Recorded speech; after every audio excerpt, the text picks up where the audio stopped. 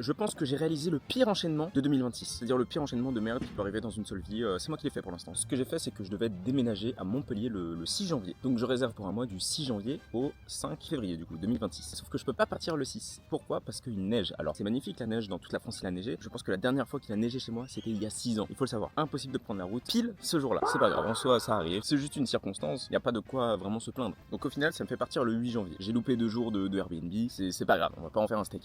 Mais donc je pars le 8 pour 10 heures de route. C'est moi qui conduis et je suis tout seul. C'est ma faute, j'ai pas prévu de covoiturage, je suis un peu con. Et je voulais ma voiture à Montpellier. Donc sachez que les 8 premières heures se passent top. Pas un grand conducteur, je suis pas un grand pilote. Mais pourtant, j'ai aucun souci. Jusqu'au moment fatidique. Le moment clé qui va déclencher un peu toutes les merdes. Et à un moment, je vois une espèce de forme qui arrive sur la route. Je comprends vite fait, ok, c'est un sanglier.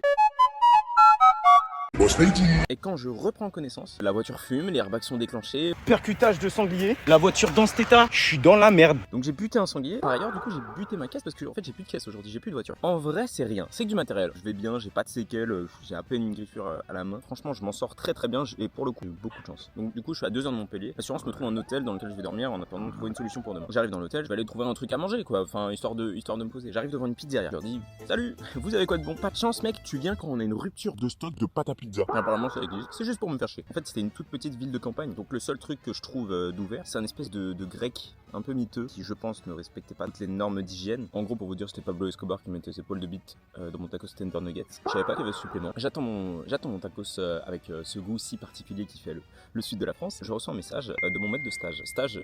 Qui est la raison de base de pourquoi j'allais à Montpellier. Et du coup, le message que je reçois, c'est "Salut mec, en vrai, je sais pas si on va avoir besoin de toi." C'était pas un stage officiel, il y avait pas de convention de stage, donc le mec est totalement dans son droit. Donc mon stage est annulé, mais c'est pas grave. Ce que je décide de faire, c'est que je vais aller me détendre un peu sur les réseaux. Voilà, je vais scroller un peu, ça me fait du bien. Je vois que j'ai des notifs Snap, je vais les voir. Et en fait, je tombe sur la story de mon ex. Elle était juste invitée à une love room avec son nouveau mec. Et là-dessus, évidemment, Pablo Escobar me jette mon tacos comme si j'étais une vieille merde sale. Et en même temps, est-ce qu'il avait tort? Je ne crois pas. J'arrive enfin dans l'Airbnb qui est sale. Il est dégueulasse, genre donc là je supporte très peu l'endroit où je vis, j'ai pas de stage, j'ai plus de caisse. Ce matin je me réveille, ma mère est morte, mon père n'est plus là, il est handicapé, il travaille au marché de Rungis. Je vais aller dodo quoi. Mon Airbnb se trouve à côté d'un parc à sangliers. Sanglier qui s'amuse à venir à ma fenêtre et faire des bruits la nuit, ce qui fait que je ne peux pas dormir. Dans mon Airbnb qui, je le rappelle, est sale et sans mauvais. Je sais pas vous, mais moi mon 2026 là, je l'aime d'amour. Si c'est que des aventures comme ça tout le temps, je veux que 2026 ce soit pour toute la vie. Évidemment je me plains, mais c'est des problèmes de merde, ça fait partie de la vie. Et puis on va arrêter de se plaindre, il y a pire, je suis en bonne santé.